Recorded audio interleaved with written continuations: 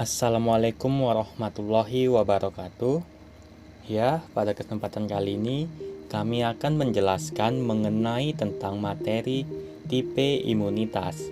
Sebelum memulai materi, kami akan memperkenalkan diri kami terlebih dahulu, yaitu saya, Muhammad Dwi Setiawan, dan ada beberapa teman saya yang lainnya, yaitu Dedek Sapitri, Lailan Ramadhani Safinar, Ridmansyah Widyasari, dan Suhaila Azana Lubis.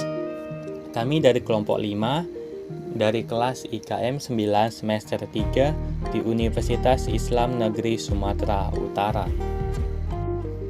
Baik, saya Muhammad Dwi Setiawan akan memulai pembahasan yang pertama, yaitu mengenai tentang pengertian dari imunitas. Apa itu sistem imunitas?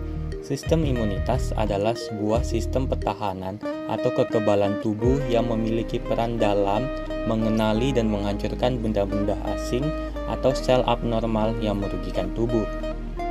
Sistem imunitas berbentuk sel-sel tertentu yang berfungsi sebagai pasukan pertahanan tubuh dalam memerangi patogen yang berpotensi menyebabkan gangguan tubuh.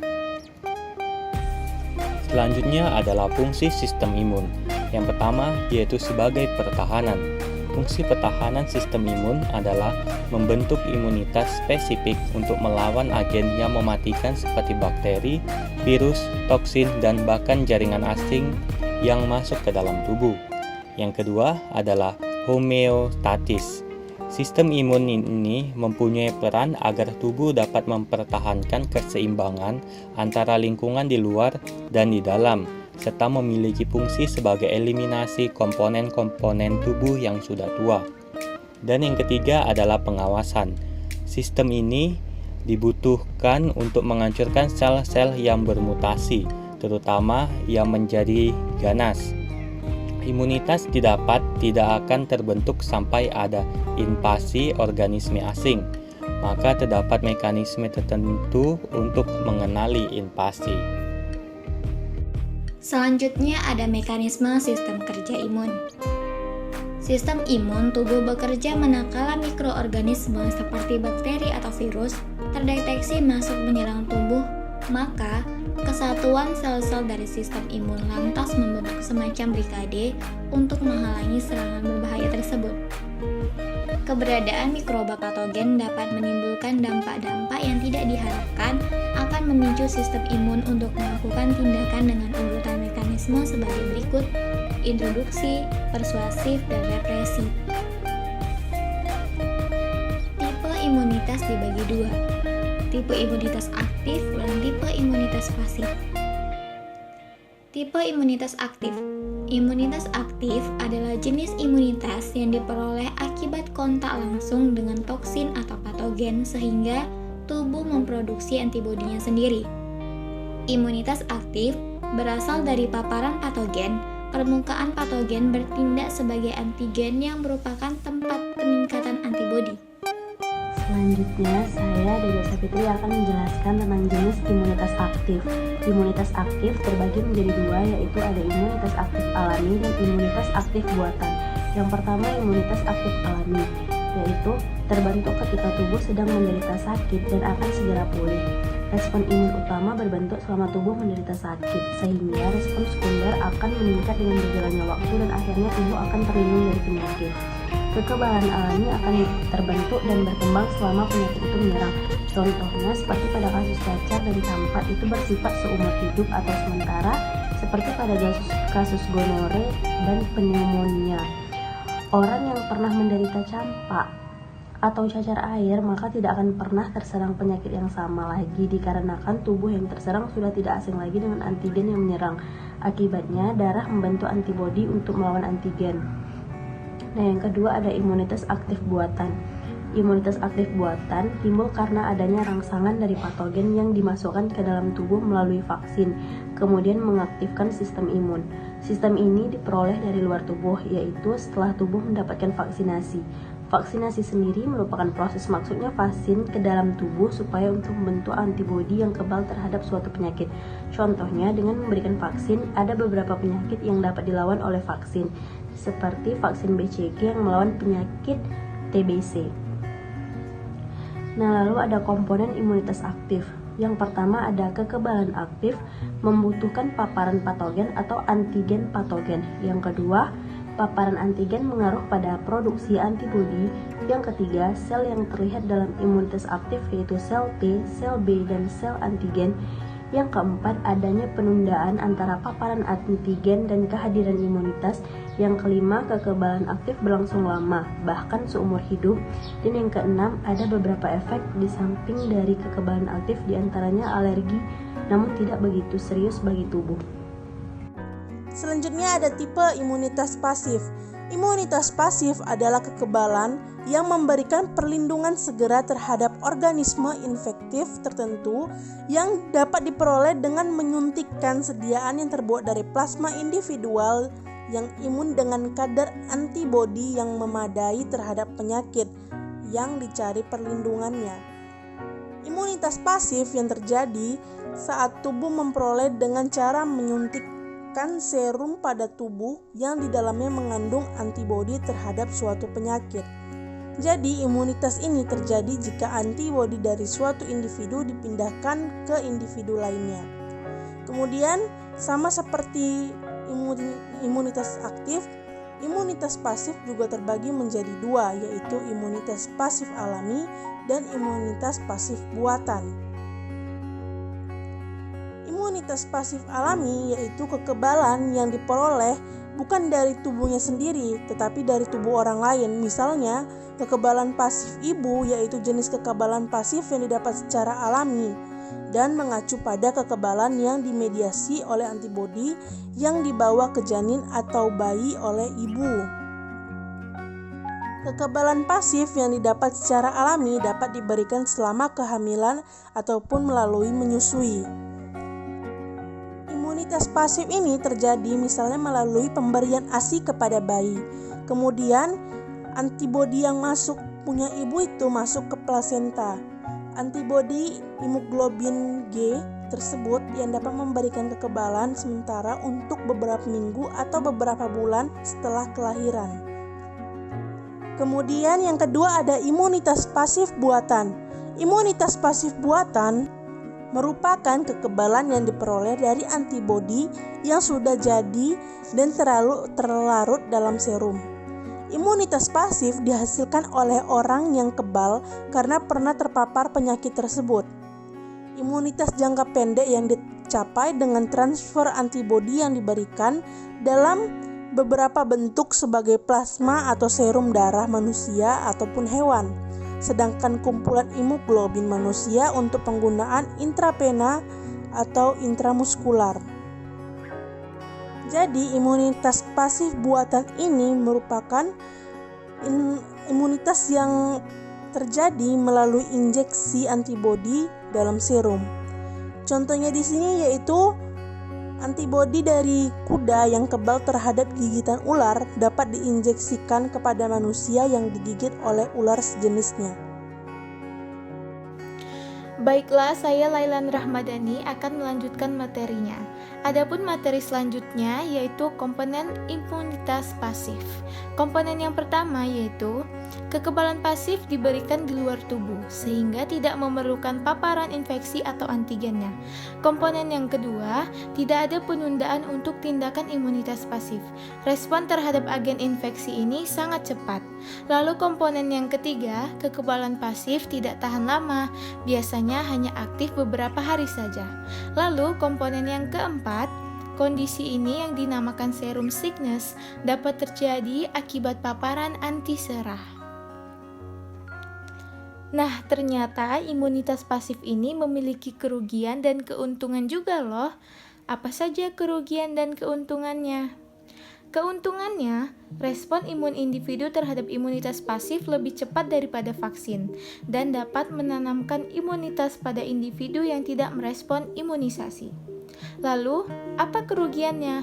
Kerugiannya yaitu memproduksi antibodi di laboratorium sangatlah mahal dan sulit dilakukan. Untuk menghasilkan antibodi, diperlukan ribuan pendonor untuk mendonorkan darahnya yang kebal akan diperoleh untuk antibodi. Kekebalan pasif ini sangat efektif, namun hanya berlangsung sebentar saja. Baiklah, sekianlah hasil dari pemaparan materi kami kali ini. Apabila ada kesalahan, kami memohon maaf sebesar-besarnya. Dan selanjutnya, kita akan memasuki sesi tanya jawab. Yang sebelumnya, kami sudah diberikan beberapa pertanyaan dari teman-teman sekalian. Maka dari itu, kami akan menjawab pertanyaan-pertanyaan dari kalian. Baik, pertanyaan yang pertama adalah, apa perbedaan serum dengan vaksin ketika disuntikan pada tubuh dalam pembentukan sistem imunitas, dan manakah yang lebih baik digunakan ketika sistem imun tubuh seseorang melemah seperti pada kasus COVID-19 saat ini? Nah, sebelumnya kita harus mengetahui terlebih dahulu apa itu vaksin. Jadi, vaksin itu adalah suatu zat yang merupakan suatu bentuk produk biologi yang diketahui berasal dari virus, bakteri, atau dari kombinasi antara keduanya yang dilemahkan.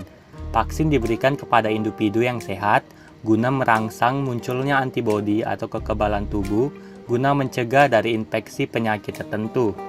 Dan vaksin ini juga berfungsi untuk meningkatkan kekebalan tubuh supaya tidak tertular penyakit. Yang perlu kita ketahui, imunisasi diberikan untuk melindungi kekebalan terhadap penyakit atau secara spesifik tergantung dari jenis vaksin yang diberikan. Misalnya, vaksin HB yaitu untuk mencegah hepatitis B dan vaksin DPT untuk mencegah difteri. Sedangkan untuk serum merupakan suatu produk biologi yang sudah mengandung kekebalan terhadap suatu infeksi. Serum diberikan kepada individu bila terserang adanya infeksi penyakit atau diduga akan terkena infeksi.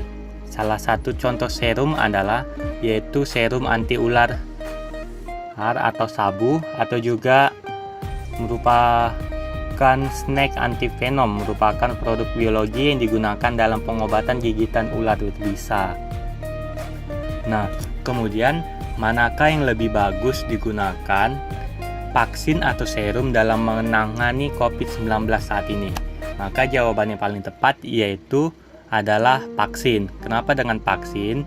Karena yang lebih baik digunakan pada kasus COVID-19 saat ini yaitu vaksin. Karena vaksin itu berfungsi untuk meningkatkan kekebalan tubuh supaya tidak tertular penyakit.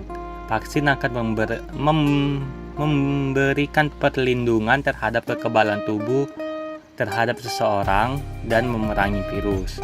Ada juga ahli berpendapat yaitu Direktur Rumah Sakit Unair yaitu Profesor Dr. Nasroddin. Dia berpendapat menjelaskan bahwa manfaat dari vaksin COVID-19 ini menurutnya vaksin akan merangsang sel tubuh manusia dan bisa mencegah virus masuk. Vaksin ini bertujuan memberikan kekebalan pada individu dan yang mendapatkan vaksin itu diharapkan akan menginduksi dan merangsang sel tubuh manusia. Saya Dedek Savitri akan menjawab pertanyaan dari teman-teman, yaitu pertanyaannya, dapatkah plasma darah jadi pengobatan sementara pasien COVID-19? Nah, jadi ketika seseorang terjangkit COVID-19, sistem kekebalan tubuh mereka merespon dengan menciptakan antibodi yang menyerang si virus. Lama-kelamaan, antibodi ini terkumpul dan bisa ditemukan di plasma, komponen cairan darah. Di Indonesia, penelitian tentang plasma darah sebagai kemungkinan obat untuk pasien COVID-19 tengah berlangsung di RSPAD Gatot Subroto, Jakarta. Rumah sakit ini telah menyelesaikan protokol penelitian termasuk etika dalam mengambil sampel dari pasien-pasien yang pernah terpapar COVID-19. Sejauh ini, hanya baru ada segelintir studi yang meneliti kemanjurannya dan masih perlu dilakukan banyak penelitian untuk melihat seberapa efektif cara ini untuk COVID-19. Para ilmuwan mengatakan plasma tidak akan serta-merta menjadi obat dokter. Sebuah uji klinis di India menunjukkan pengobatan virus corona menggunakan plasma darah pasien yang telah pulih tidak banyak memberikan manfaat bagi pasien yang terkena COVID-19. Penelitian itu menunjukkan plasma yang berisi antibodi dari pasien COVID-19 tidak menunjukkan efek signifikan dalam mengurangi tingkat kematian atau menghentikan perkembangan COVID-19 yang parah. Temuan tersebut berasal dari studi yang dilakukan terhadap 400 pasien COVID-19 yang tengah dirawat di rumah sakit. Selama ini, Amerika Serikat dan India telah mengesahkan plasma darah sebagai terapi pemulihan pasien COVID dalam penggunaan darurat. Selain itu, hasil ini juga menunjukkan konservasi negatif yang menunjukkan virus tengah dinetralkan, antibodi juga meningkat. Pengobatan menggunakan plasma kovalen mungkin akan bekerja jika itu diberikan dengan cepat setelah seseorang terjangkit COVID-19. Berdasarkan bukti ilmiah yang tersedia, FDA menyimpulkan produk ini mungkin efektif dalam mengobati COVID-19 dan manfaatnya lebih besar daripada risikonya. Kemudian pertanyaannya, apakah virus corona dapat bermutasi dan berapa lama kekebalan tubuh dapat bertahan dari virus corona? Menurut artikel yang saya baca, mengenai tanya jawab tentang COVID-19 ini, dokter spesialis paru Dr. Jaka Pradipta menyatakan bahwa virus corona ini dapat bermutasi. Banyak penelitian yang memulai mengenali virus ini dan ternyata hasilnya itu ada banyak jenis. Bahkan di beberapa negara juga jenisnya diketahui berbeda-beda. Mutasi virus itu sendiri merupakan perubahan pada materi genetik virus yang dapat mempengaruhi struktur dan cara kerja virus. Hal itu biasanya terjadi saat virus sedang mereplikasi dirinya di dalam sel tubuh manusia. Menurut data penelitian, saat ini belum ada yang secara pasti dapat menunjukkan berapa lama kekebalan tubuh kita atau seberapa kuatkah daya tahan tubuh kita terhadap virus corona. Oleh karena itu, kita harus meningkatkan imunitas kita dengan cara rajin berolahraga, memakan makanan yang bergizi, konsumsi vitamin, rajin cuci tangan, dan yang lainnya, sehingga meningkatkan imunitas kita dan terhindar dari virus corona ini. Nah, selanjutnya, ada pun pertanyaan seperti ini. Imunitas aktif buatan timbul karena adanya rangsangan dari patogen yang dimasukkan ke dalam tubuh melalui vaksin. Kemudian, vaksin akan mengaktifkan sistem imun tubuh. Pertanyaannya, apakah seseorang yang sudah terkena COVID setelah sembuh disuntikkan vaksin bisa lagi terkena COVID untuk kedua kalinya? Nah, jawabannya adalah setelah sembuh, orang yang terinfeksi COVID masih dapat berisiko menularkan kepada orang lain. Pasien yang telah sembuh sekitar 90-98%-nya akan membentuk antibodi. Namun, meski memiliki antibodi, masih tetap bisa terjadi infeksi virus corona kembali dengan jumlah virus yang masuk kemungkinan lebih sedikit dan lebih cepat teratasi. Selama ada virus yang masuk dan belum bisa dibersihkan, itulah ada potensi menularkan ke orang lain. Mereka yang pernah positif COVID dan tidak mau menjalankan 3M sebagaimana mencuci tangan, menjaga jarak, dan menggunakan masker dengan disiplin akan lebih beresiko terinfeksi kembali. Apakah ada penyakit yang hanya terserang sekali seumur hidup selain cacar dan campak? Jawabnya, selain cacar air dan campak yang terserang sekali seumur hidup, ada juga hepatitis A. Hepatitis A biasanya orang yang sudah pernah menderita hepatitis A akan mengembangkan kekebalan yang sifatnya seumur hidup. Jadi, tidak mungkin terjadi infeksi hepatitis A berulang. Selain itu, hepatitis A termasuk self-limiting disease atau penyakit yang bisa sembuh dengan sendirinya bila beristirahat dengan baik. Hepatitis A ini sangat terkait dengan pola hidup bersih. Tidak ada pengobatan yang spesifik untuk hepatitis A, sebab infeksinya sendiri biasanya akan sembuh dalam 1-2 bulan. Namun, untuk mengurangi dampak kerusakan pada hati sekaligus mempercepat proses penyembuhan, beberapa langkah penanganan yang bisa dilakukan yaitu istirahat, memberikan obat anti mual. Salah satu dampak dari infeksi hepatitis A adalah rasa mual yang mengurangi nafsu makan. Dampak ini harus diatasi karena asupan nutrisi sangat penting dalam proses penyembuhan. Kemudian mengistirahatkan hati. Salah satu fungsi hati kan memetabolisme obat-obat yang sudah dipakai di dalam tubuh. Karena hati sedang mengalami sakit radang, maka obat-obatan yang tidak perlu seperti alkohol dan sejenisnya harus dihindari selama sakit. Selain itu, pencegahan spesifik hepatitis A juga dapat dilakukan dengan pemberian vaksin. Nah, selanjutnya saya akan menjawab pertanyaan dari teman-teman. Adapun pertanyaannya seperti ini. Bagaimana HIV menyerang sistem kekebalan tubuh manusia dan bagaimana cara imun di dalam tubuh seseorang yang mengidap HIV bekerja agar seseorang yang mengidap HIV tersebut dapat bertahan hidup? Nah, jawabannya, HIV atau Human Immunodeficiency Virus adalah suatu jenis virus yang ditularkan dari manusia ke manusia lain. Infeksi oleh virus tersebut akan melemahkan sistem kekebalan tubuh, sehingga penyakit lain rentan terjadi dan lebih sulit sembuh. Saat baru terinfeksi, HIV akan masuk ke dalam tubuh dan membelah diri menjadi sangat banyak. Sebagai perlawanan dari keadaan tersebut, sistem kekebalan tubuh akan memproduksi sel darah putih khusus atau CD4 untuk mengendalikan jumlah HIV yang berlebihan.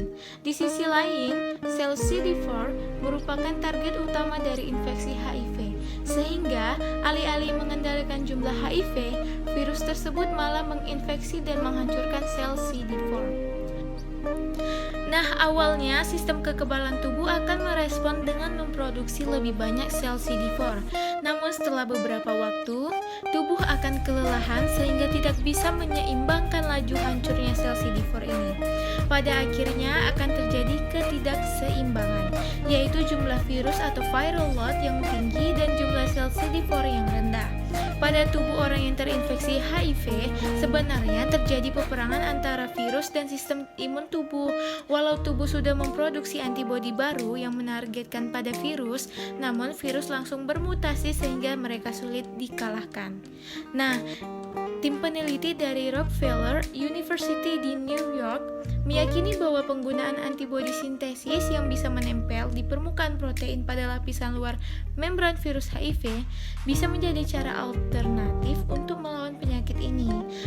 Penelitian terbaru menemukan bahwa sebagian kecil pasien HIV dapat secara alami mencapai penyembuhan fungsional. Hal itu terjadi ketika tubuh pasien mampu mengisolasi virus ke dalam bagian genom yang sangat jauh sehingga virus tidak dapat mereplikasikan diri. Nah, selanjutnya ada pertanyaan, yaitu pengertian sistem imunitas yang ada di dalam PPT itu kan sebuah sistem pertahanan atau kekebalan tubuh yang memiliki peran dalam mengenali dan menghancurkan benda-benda asing atau sel abnormal yang merugikan tubuh. Nah, apakah sistem imunitas semua orang itu dapat berfungsi menjalankan perannya?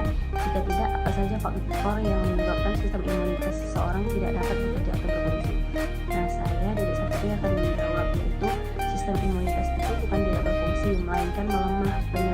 Penyebabnya yaitu dipengaruhi oleh pola hidup yang tidak sehat. Hal ini tentunya menyebabkan tubuh mengalami penurunan kemampuan dalam melawan bakteri dan virus yang dapat menimbulkan penyakit.